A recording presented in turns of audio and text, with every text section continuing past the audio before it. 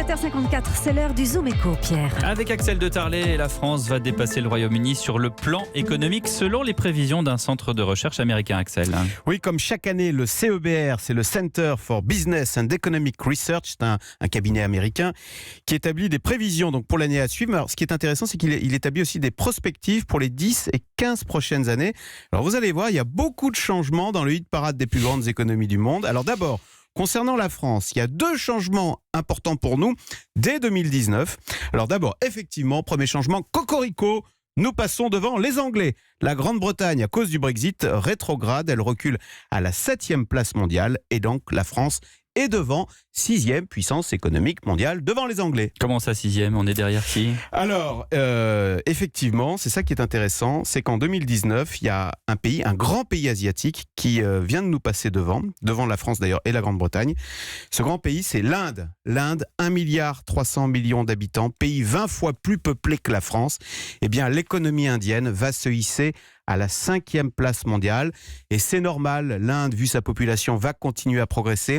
En 2028, l'Inde deviendra la 4e puissance économique mondiale devant l'Allemagne.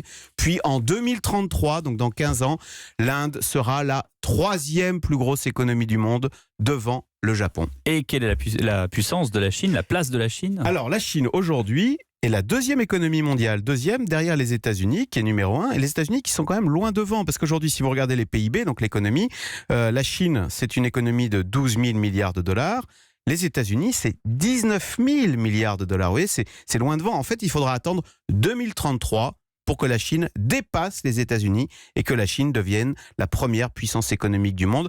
En tous les cas, on voit bien qu'entre l'Inde et la Chine, on voit bien qu'il y a un grand basculement vers l'Asie. Et l'Europe, dans tout ça, elle va tout doucement disparaître des écrans radars? Eh bien écoutez, c'est la bonne nouvelle. Pas tant que ça. Pas tant que ça. Mais non, si vous regardez les prévisions en 2033, on trouve toujours l'Allemagne, 5e puissance économique du monde, la Grande-Bretagne, 6e puissance, et la France, 7e puissance mondiale. Donc vous voyez, on est toujours là. Alors bien sûr, ce qui est dommage, c'est que tous ensemble, avec les Anglais, vous savez que l'Union européenne... Alors vous venez de dire quand même que la France vient de passer devant la Grande-Bretagne. Donc, oui, ils nous repassent devant. 6e et Grande-Bretagne 7e, Voilà, si je comprends bien. La perfide Albion, on va nous repasser devant. Mais on les a...